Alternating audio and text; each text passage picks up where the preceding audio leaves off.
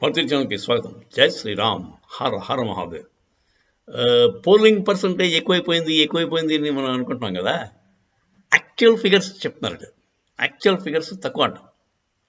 ఇప్పుడు పర్సంటేజ్ గురించి మాట్లాడుతున్నాం. ఇప్పుడు 2014లో 74%, 2019లో 78%, ఇప్పుడు 82%. చాలా ఎక్కువైపోయింది మనం అంటున్నాం కదా. కానీ వైఎస్ఆర్సీపీ వాళ్ళు చెప్పేది ఇంకోటి ఉందండి. వైఎస్ఆర్సీపీ అనుకూల మీడియా వాళ్ళు చెప్పేది ఇంకో లెక్క. ఇప్పుడు మనం పర్సంటేజ్ కాకుండా యాక్చువల్స్ మాడదాం అంటారు. యాక్చువల్స్లో తగ్గింది అంటాడు. ఎలాగా అంటే ఇప్పుడు పర్సంటేజ్ ఏంటి? మొత్తం ఉన్నవాళ్ళు ఎంతమంది, 100 మంది ఓటర్లు ఉంటే దాంట్లో ఎంతమంది వచ్చారు చూస్తాం.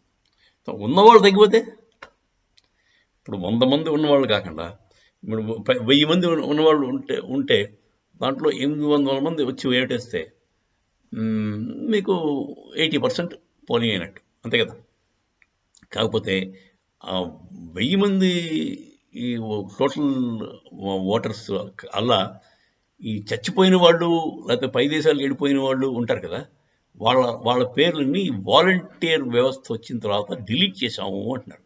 అంటే ఇంచుమించు పోలింగ్ బూత్కి అంతకుముందు ఈ డెత్ సర్టిఫికేట్ పట్టుకుని వెళ్ళి మా వాడు మాకు తెలిసిన మా చుట్టం పాపం అతను పోయాడు, ఆయన ఓటు తీసేయండి అని చెప్పి ఎవడు అడగడు.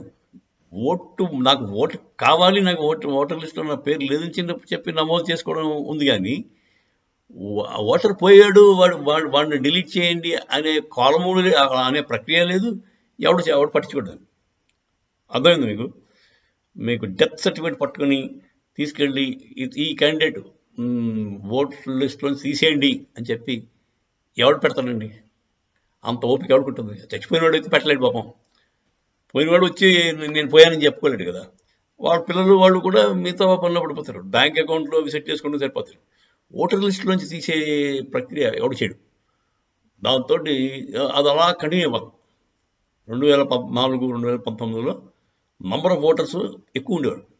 అంటే డెడ్ ఓటర్స్ కూడా పర్ బూత్ నుంచి మించు 100 మంది దాకా ఉంటారట అంటున్నాడు. మాకు నిజమో కాదు తెలియదు. పర్ బూత్ 100 అంటే చాలా ఎక్కువ. అంటే పర్ బూత్ 1000 మంది వేసుకోండి యావరేజ్న. 1000కి 100 అంటే ఆల్మోస్ట్ 10% ఎక్కువ. సో వాళ్ళందరూ అలా కాకుండా ఇంకోటి కొంతమంది పర్మనెంట్గా హైదరాబాద్ వెళ్ళిపోయిన వాళ్ళు ఉంటారు. అసలు పర్మనెంట్గా విదేశాలు వెళ్ళిపోయిన వాడు ఉంటాడు. వాడు రాలేడు. వాళ్ళ ఓట్లు కూడా ఎప్పటి నుంచో అలా కంటిన్యూ అవ్వాలి. ఈ ఓటర్ లిస్ట్ అంతా ఎప్పుడుదో అంట అని వాళ్ళు అనడం.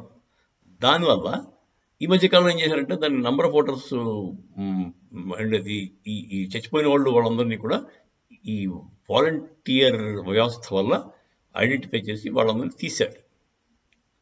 మరి తెలుగుదేశం వాళ్ళు ఏమంటారంటే మా ఓటర్లందరూ తీశారు అనొచ్చు. అది కూడా జరిగేది. తెలుగుదేశం వాళ్ళు ఏమో సిస్టమేటిక్గా వాడికి పడవనుకున్న ఓట్లని పక్కన తప్పించారు. పూర్వకాలం జరిగేది. మరి ఇప్పుడు జరుగుతున్నాయేమో తెలియదు. సో అలాగా యాక్చువల్ నంబర్ ఆఫ్ ఓటర్స్ తగ్గిపోవడం వల్ల పర్సంటేజ్ ఓటర్ పెరిగారు. కానీ ఓటు వేసిన మాత్రం అంతమంది వేశారు, అంతకంటే తక్కువ మంది వేశారు అని జగన్మోహన్ రెడ్డి తాలూకు బ్యాచ్ అంటున్నారు. వైఎస్ఆర్ వాళ్ళు ఏమంటారంటే ఓట్లు యాక్చువల్ ఓటర్స్ తగ్గారు, పర్సంటేజ్ ఓటర్స్ పెరిగారు. ఎందుకంటే మీకు అది తగ్గింది కనుక, అంటే టోటల్ నెంబర్ ఆఫ్ ఓటర్స్ లెక్క తగ్గింది కనుక పర్సంటేజ్ ఎక్కువ కనపడుతుంది. వేసిన వాళ్ళు అంతమంది, అంతకంటే ఎక్కువ ఏం జరగలేదు. అంటే ఎక్కువ మంది ఓటర్స్ వచ్చే పర్సంటేజ్ పెరిగిందంటే మనం ప్రభుత్వ వ్యతిరేకత వచ్చింది అని అంటాం కదా. అందుకోసం వాళ్ళు దీన్ని ఇలా సమర్థిస్తున్నారా అని అనుకోవచ్చు. మనం అది కూడా అనుకోవచ్చు. ఏం జరుగుతుందో 4వ తారీఖే తెలుస్తుంది. 1వ తారీఖు తర్వాత మీకు ఏంటిది ఎగ్జిట్ పోల్స్ వస్తాయి.